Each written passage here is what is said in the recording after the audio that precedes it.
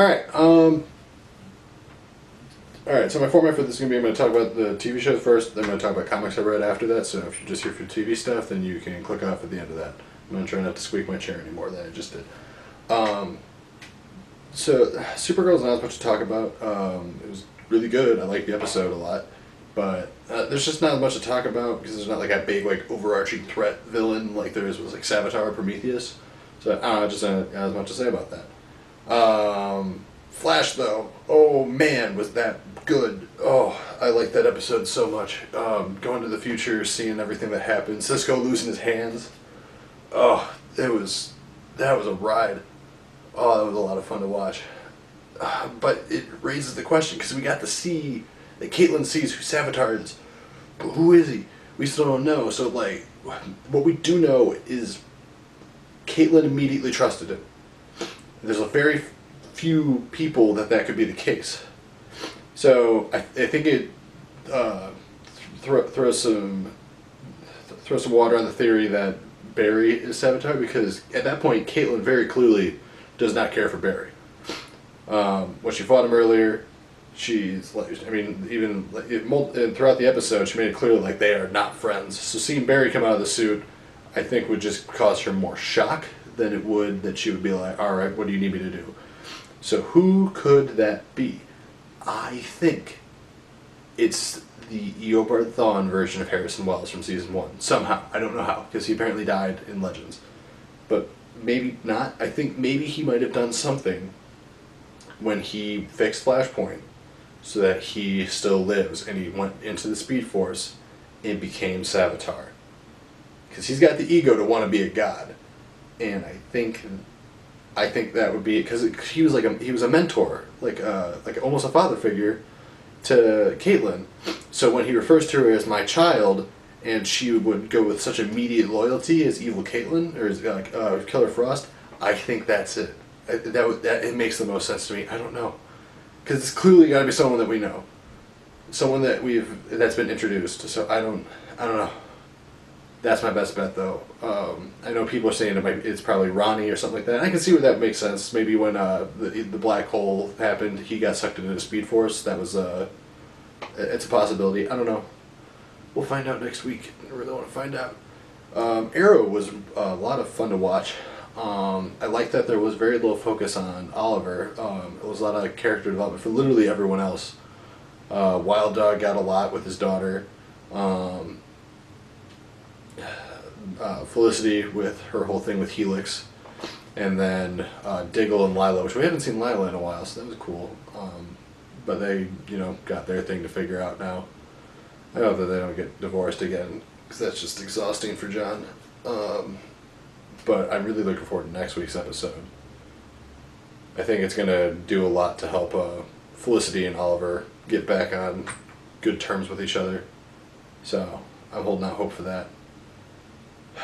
I'm going to talk about comics that I read this today. If you are clicking off, please tell me below what you think about my Wells Eobard theory of Savitar, because I don't know. I think it has some merit. So today I read 2 comics. Flash issue 21, which was about the button. So it was a continuation from the Batman crossover. And they use the cosmic treadmill, which is awesome, and they get to see all the different timelines and everything or all the different things that were supposed to be a part of their history, the founding of the Justice League and all this other stuff. And Flash talks about how he had the vision of Jay's helmet. So they're realizing that like a bunch of more stuff is missing, and what's his name, Mr. Thunder or whatever, he is talking about the society, like they lost the society. And if you look at the cover for Flash number 22. It's of Jay. So Jay is going to make his way back into the continuity, not the Earth 2 version, like the full version of Jay Garrick, who was part of the Justice League Society. And I'm really excited to see that. And they, after their cosmic treadmill crashed, they crashed in Flashpoint and saw Thomas Wayne Batman, and that's the last we saw. So I really want to see what happens then. I'm so excited about the button. I've been wanting to know more about what's going on with all of that ever since, Rebirth started. I've been craving to know, and now we're finally getting some answers. And I also read Scarlet Spider issue 1, which I've been really, really excited for, which is where Ben Reilly has returned to the role of Scarlet Spider, and he has lost his freaking mind. He's so... Oh, man. It's amazing. So first up, he has new costume. He apparently just like beat up a cosplayer and left him naked in a bathroom and took it. And his line is like, hey, this guy should be thanking me because he made his own Spider-Man costume. I made it official.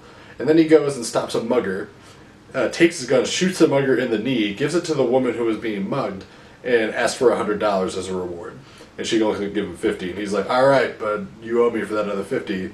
Then he goes to a casino because he's in Las Vegas. And he finds a woman, he hears June, he's like, well, it's not May, but whatever. It seems like he's like trying to get like his Peter Parker life back. But obviously, he's not Peter. But he hears June, and he finds this old man trying to like get his wife off the slot machine, and he says that he's her nephew, and he like keeps trying to like look out for his Aunt June. It's amazing.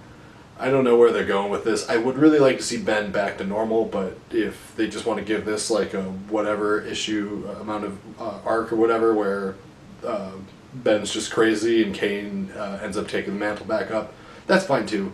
I'm glad to see Ben at all, but it was a lot of fun to read. I definitely recommend it because it was just, it's hilarious just seeing how far Ben has fallen. It's sad, but it's funny.